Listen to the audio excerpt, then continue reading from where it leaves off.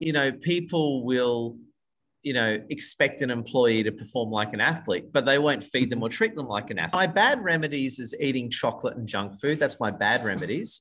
Yeah. My good remedies is when I might go for a walk, I might go for a jog, I might get out or do something. So you're aware of it. I still do. Oh yeah. It's pretty obvious. If you live on junk food, you're not going to be a highly charged athlete. That's for sure. That's true. Yeah.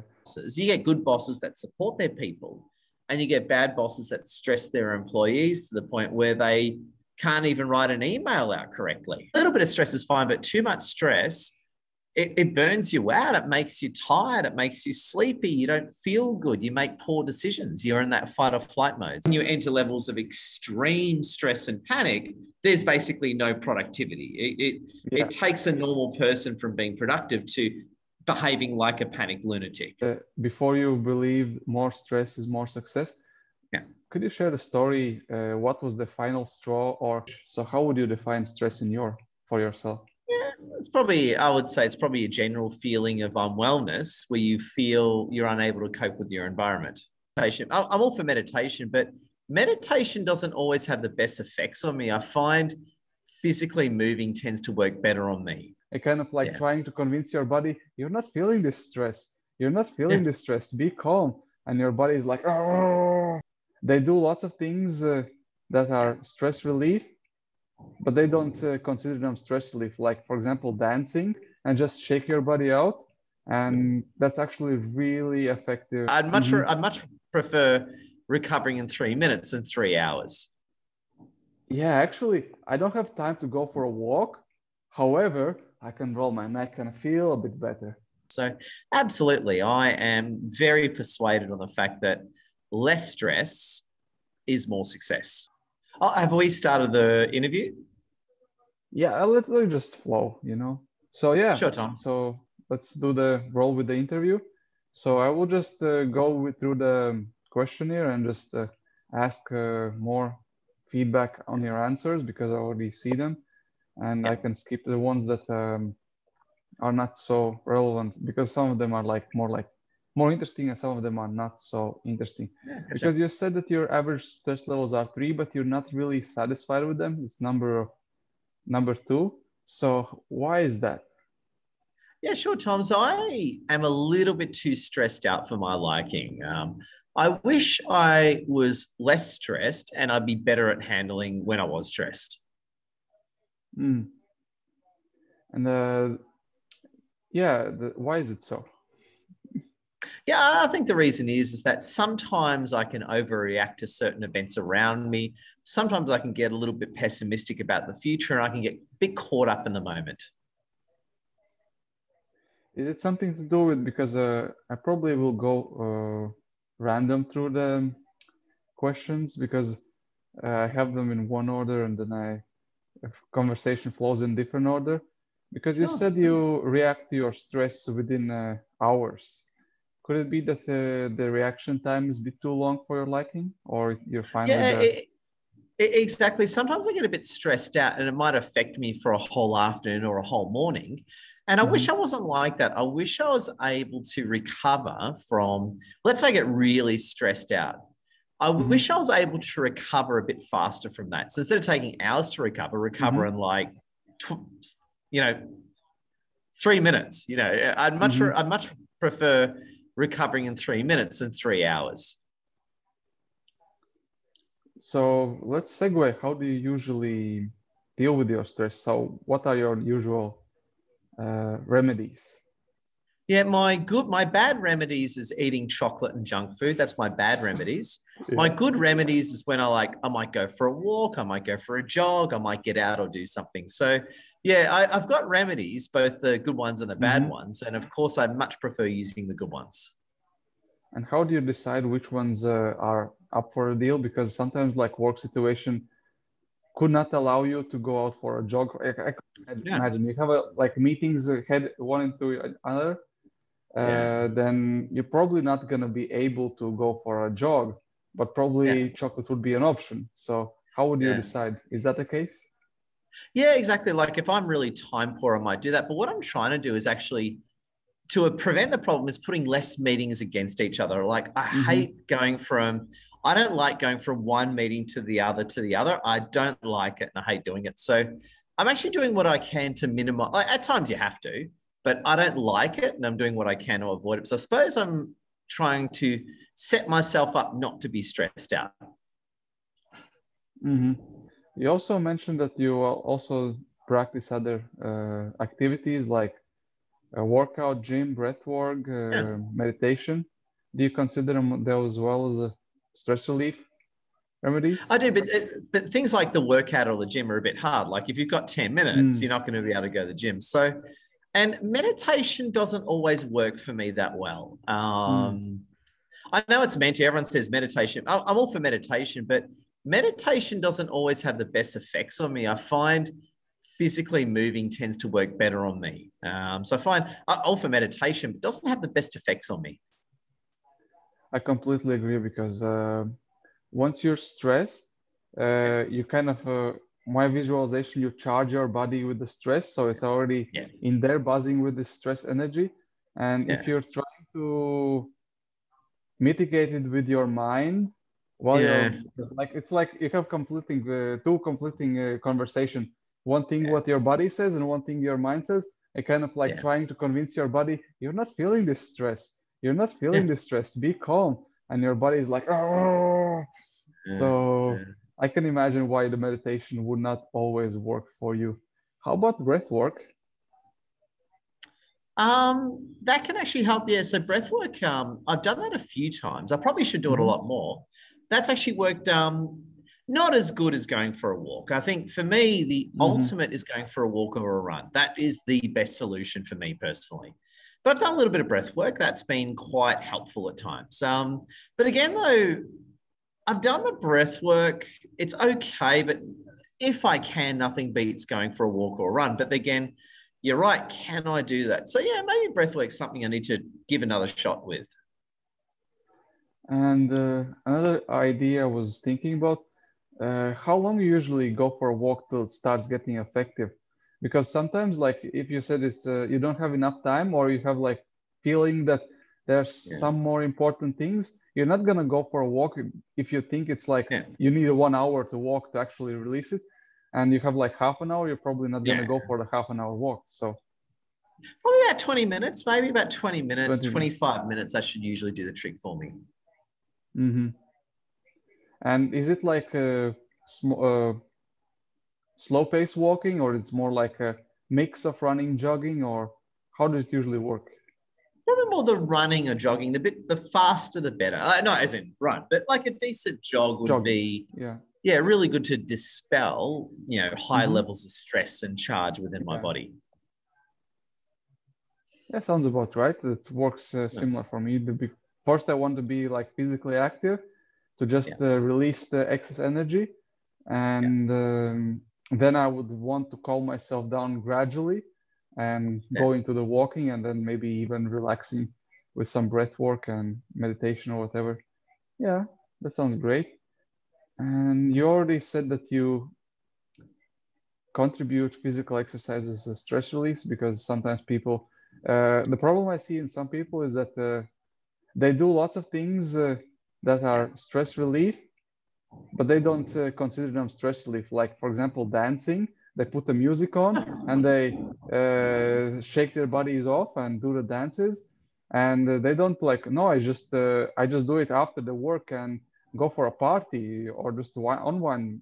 It's not really stress relief, but actually it's you could do that as well. Like put 5-10 minutes some maybe loud music or just headphones with some music and just shake your body out. And that's actually really effective method of releasing. And if you don't feel like dancing, you can always just jump like Tony Robbins does on small trampolines or whatever, like, or just shaking your body out, twerking, anything. Shake your butt, very effective. Put a smile in your face. So these would be like my suggestions to you and other listeners, that other things to consider. To short, like it could take like as little as 1 to 2 minutes, maybe even 5 minutes, and it's more accessible. and more like, and if it's more accessible, it's more likely you actually practice it. And that's what I wanted to add to this. Oh. Well, thank you, Toms. You're giving me some good ideas. I'm definitely going to try some of them.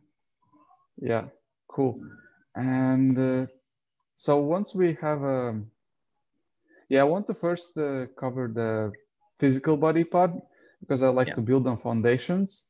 So you have a stressors around you, and the first thing, as I believe, is to release them from your body. And physical exercise, we already talked about it. Other thing is having enough energy to actually make those decisions. And you said that you're really motivated to release your stress. What motivates you the most? Well, it's feeling good. Like, I don't like feeling stressed. So just a desire to feel happy and feel motivated. And I'm very well aware the more stressed I am is the less productive I become. So I'm very well aware of that. So I know that lower levels of stress will improve the quality of my decision making and improve my productivity. So I'm well aware of that. I'm very much aware of that. Increased stress does not increase your performance. I'm very well attuned to that fact. So in a questionnaire, you said feel good, but actually you link it deeper to the productivity. So which one would be more important to you? Feeling good or productivity? Which drives you the more, actually? Probably productivity. Yeah. Well, I suppose in my own psychology, they're linked. So if I'm more productive, I'll feel happier. So it's not, for me, being more productive makes me happier. So they're not inverse concepts, they're linked. So if I'm less productive, I won't be happy. If I'm more productive, I'll feel happier in my own psychology. So more productive, they're basically linked. More productive is the more happy Edward becomes. The less productive is the less happy Edward becomes.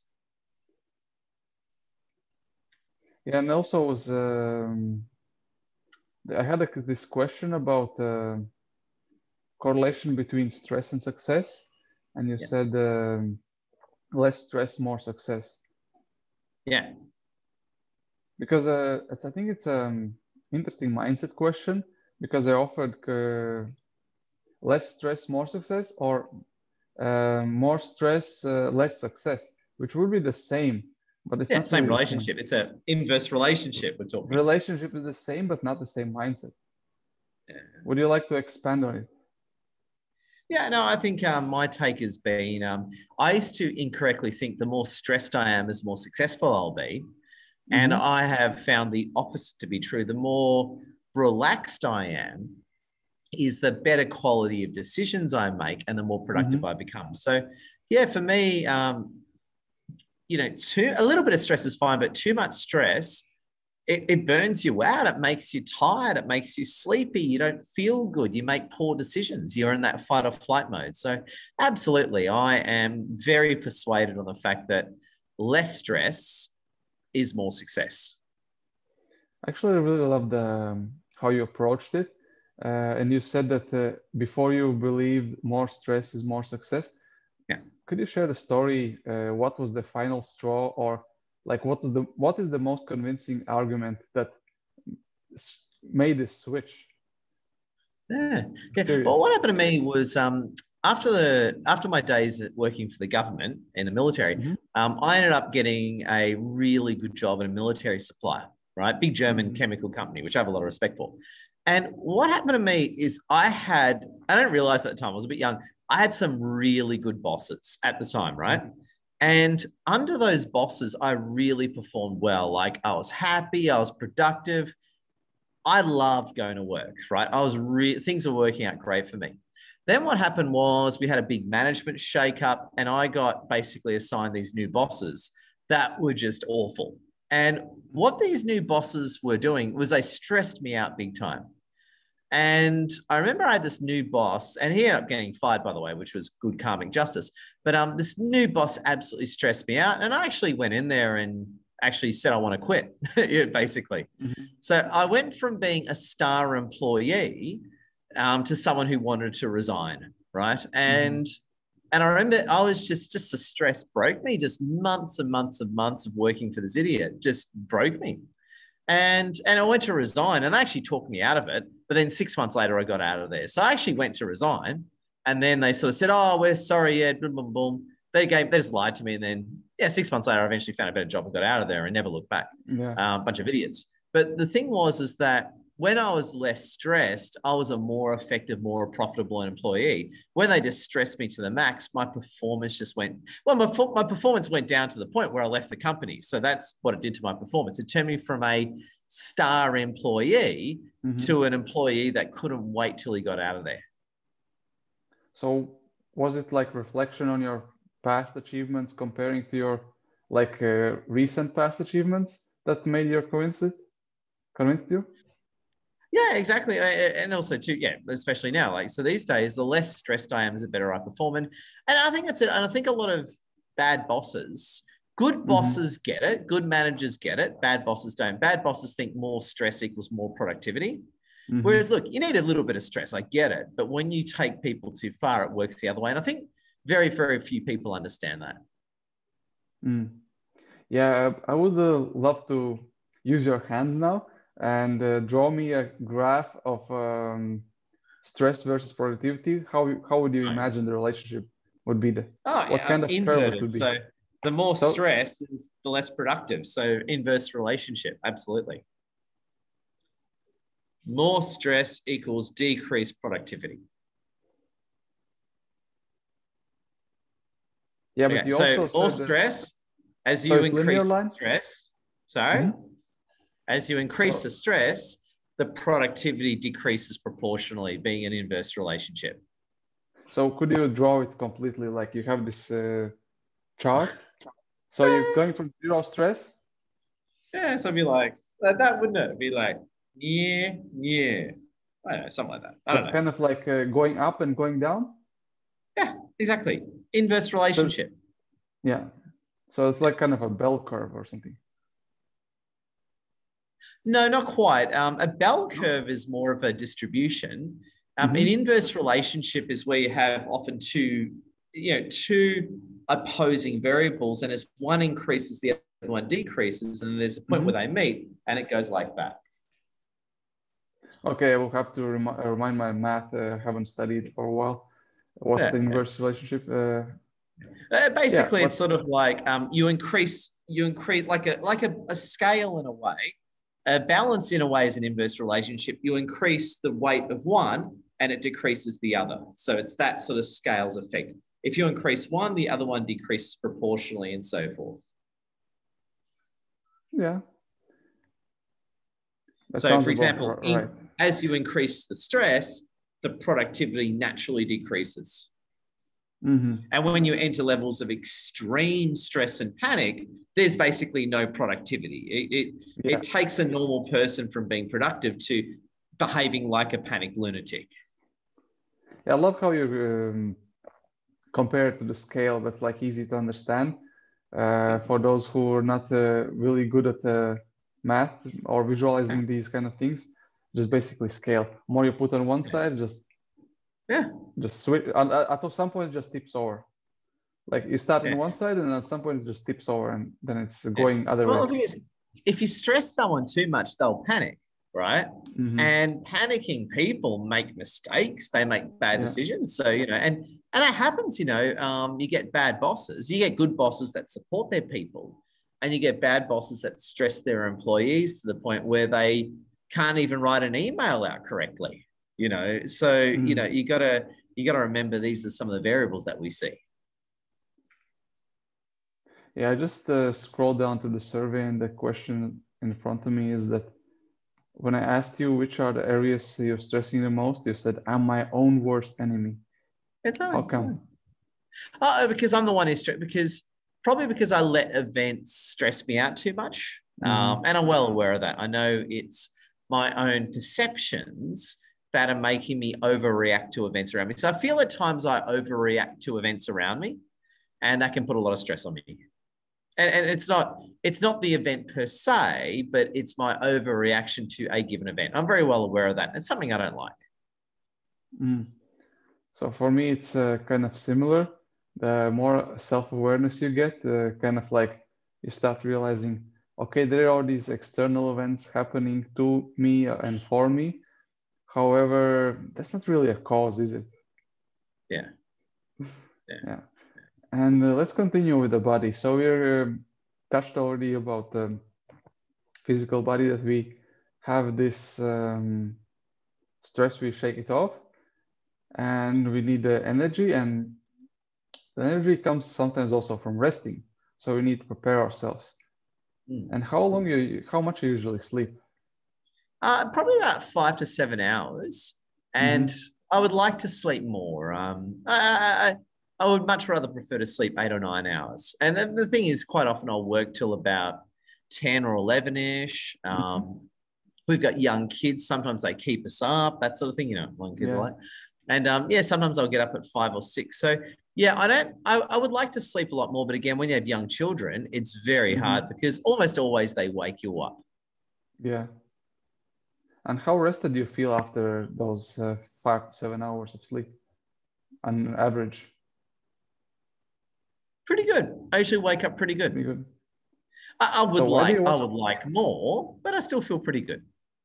So you feel pretty good, but you can see room for improvement there. Yeah, absolutely. Totally. Is that the reason why you would love to sleep a bit more? Or yeah, well, I know more sleep is a good thing. I know, it's, if you sleep more, you're going to be better off. I'm very well aware of that. And you think for you the optimal would be like 7 to 8 hours, maybe 9? Maybe 8 or 9, even 8 or 9 hours, I think. I don't know. Maybe even 8 or 9 hours. Maybe that's a bit too much, but let's say 8 hours. So give me 8 hours. 8 hours. 7 or 8 hours, okay. I think is much more reasonable. And how do you feel about our nutrition and diet? I probably eat a bit too much junk food. I could eat more salads, more healthy food. I could improve that. So what makes you eat that junk food, if you don't mind probably asking? Like chocolate, for example. Like it's more chocolate. It's more that instant hit of energy, that feeling good.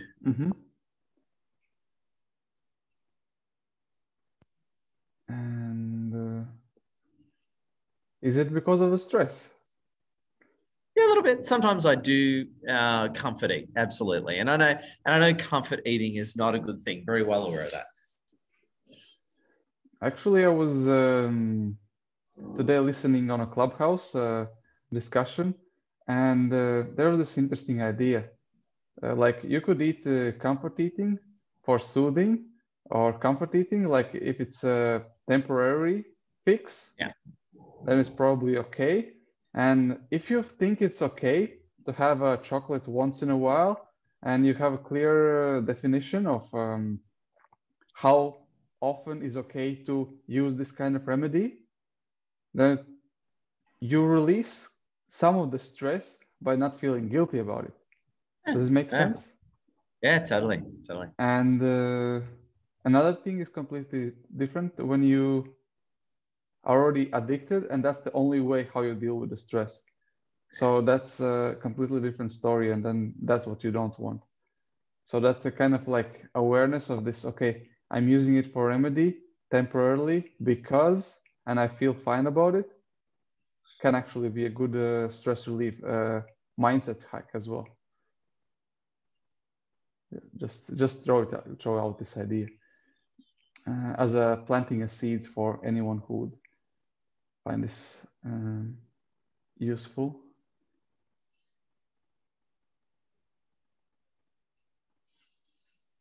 And so we touched about interesting thought and interesting question I was just thinking about. So do you think there's a correlation between eating junk food or just eating something not as healthy as you believe as you could do makes you more susceptible to further stress as well? Obviously, of course it does. Obviously. How come? Why should it?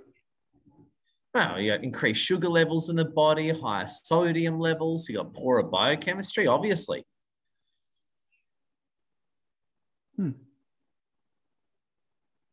So you're aware of it. and you still do Oh it. yeah, yeah. It's pretty obvious, you know. If you live on junk food, you know, you're not going to be a highly charged athlete. That's for sure. That's true. Yeah.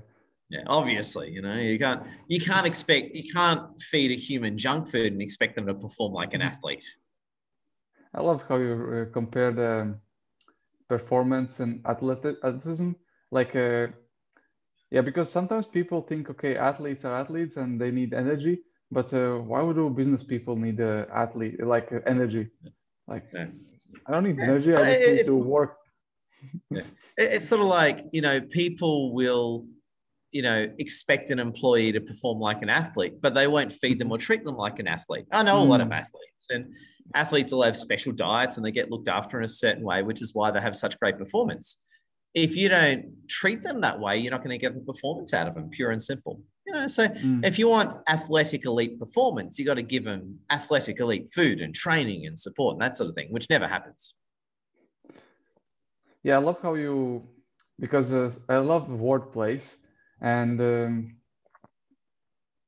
you would sometimes use word elite for athletes, but you would also use it for sales and like performance and high level performing employees. So it's kind of like, yeah, that does make sense. When sometimes people don't see the connection, but once you show them that you actually use the same language for both of these things, it could be helpful as well.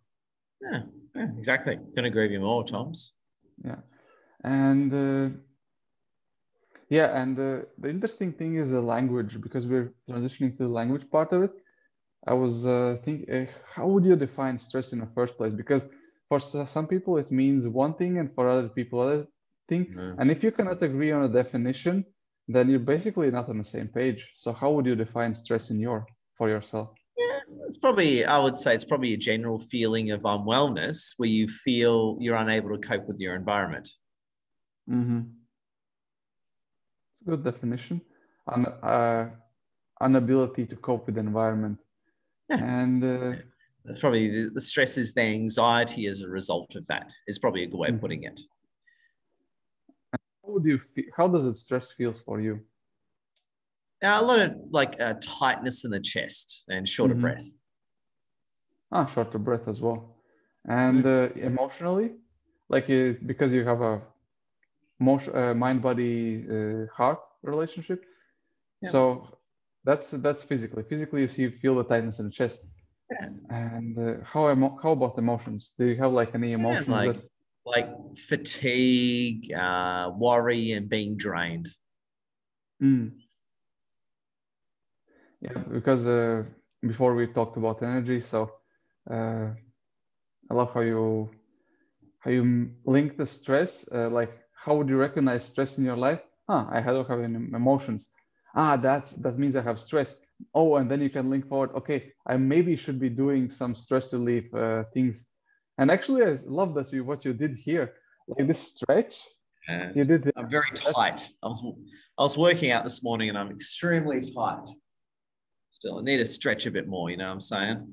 There you go. So let's do show me what are you usually doing when you feel tight? What are your, like, you already did this. You did do the old neck rolls. Yeah, neck rolls. What else? Side to side. I like this. Yeah. If I can, behind me, like such. It all feels good. Yeah, it all good. Obviously, I'm sitting down right now, so moving's a bit tricky for me. If I'm standing up, it's a lot easier. So, would you love to stand up and show what you do when you stand up? It's all right. Not here. Maybe later. Maybe later.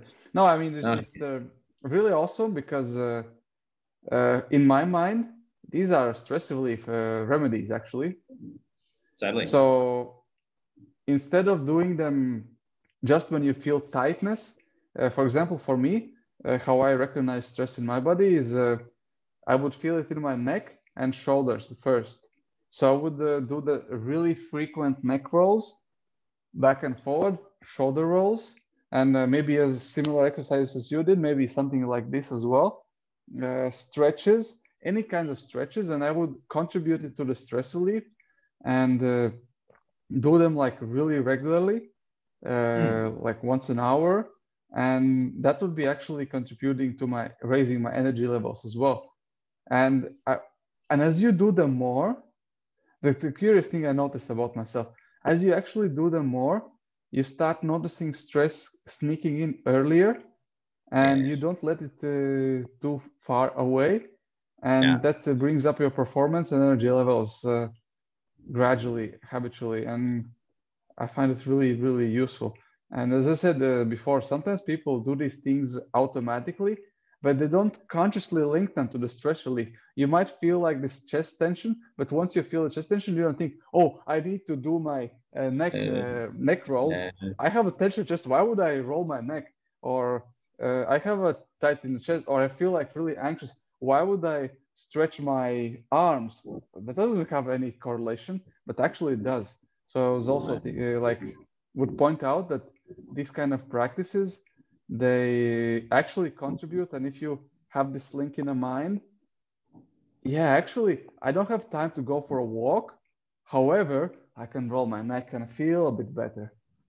So I really love how you started self-regulating yourself. And if you can do it also consciously, because sometimes you're already so low in the stress that you really don't want to do these things, and you have to find a motivation to do these things consciously in order to push yourself out of this low state. And if you it's kind of like this balance when sometimes you really don't feel like it, but you have to do it. And if you have these connections, they help a lot. We didn't talk about much about motivation and mindset here yet, but I would love to hear your thoughts about how do you recognize, how does stress manifest in your thoughts and mind? Yeah, well, it's the feeling of anxiety as a result of not being able to cope with one's environment. So yeah, it usually starts with a feeling of losing or not being able to control something, and that can lead to a pattern of anxiety, and which obviously ups your stress levels. And we're almost touched this topic, but I would love to answer this question specifically. How do you recognize that you're stressed too much? So of course you need this bit of stress to get your performance. Yeah, unproductive. How? But how do you know that you're unproductive? What would be the cues? What would be the cues that you're unproductive? Well, you can't do anything. You can't focus on what you're doing. That sort of feeling. So basically, you use the focus to gauge your stress levels as well. Exactly. Yeah, it's all part of it. Because again, the more stressed you are, is the more unproductive you become.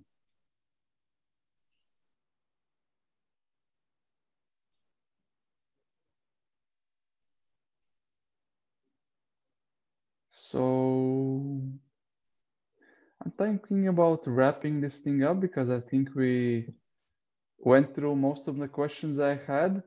Wonderful. Just final questions like yeah,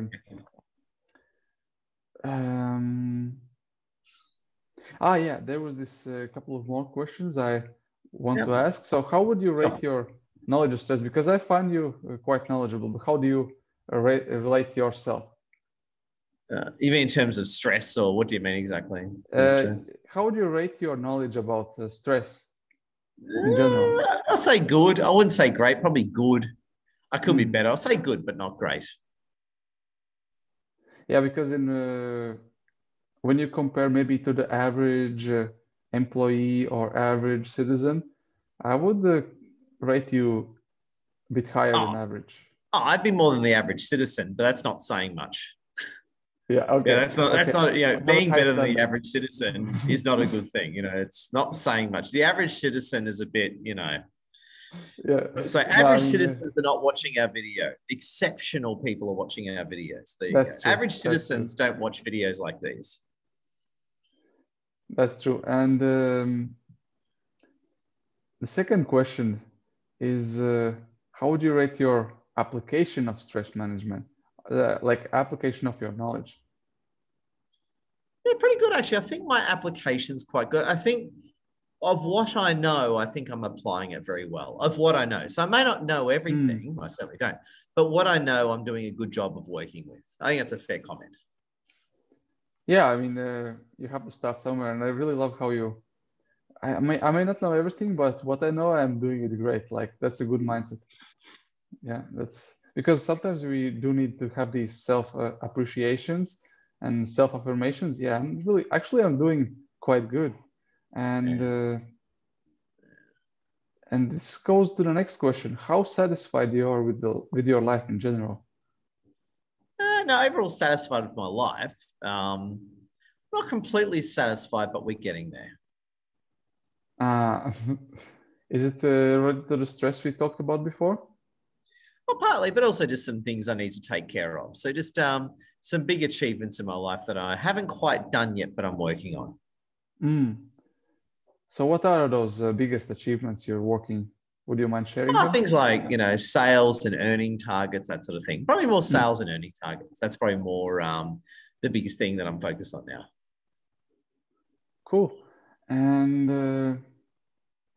yeah, I would love to wrap this up in Hey. questions, a couple more, like Yeah. kind of like Tony Robbins here. When it's like I try to keep to the schedule, but one more thing, keep on adding things and kind of Yeah. really. I'm wrapping up like 5-10 minutes already, probably. Yeah. uh, so I lost my train of thought. But the idea was, yeah, is there anyone you would love to recommend me as a next person you would love to see on this kind of interview? Or is there anyone who you think would benefit from this kind of interview? Is Yeah, there like totally. I any know. I specific? know. I know a few people that would love to speak to you. Oh, cool. So would you mind to give at least one shout out so I could contact them, or you would prefer to send them privately? I think the wonderful Tasia Valenza would love to speak to you. Hmm. And yeah, thank you for this recommendation. Will certainly reach out for her and see if she agrees to come up with the chat. And is there one thing, like how insightful do you find this chat? Do you find something useful in there? Yeah, absolutely. It's a chance to look that little bit deeper, dig that little bit closer, and Mm-hmm. really understand what the key drivers are. And if you had to choose one takeaway from this chat, what would be the one takeaway? Like the most thing of okay, this is the thing I really could use more, or what's the one takeaway for you? Really interrupt the patterns of stress and deal with it. Mm, cool. So thank you very much for interview, and hopefully you learned something here, and hope you enjoy the chat. Let's Honored, wrap it Toms. up. Thank you again. Thank you.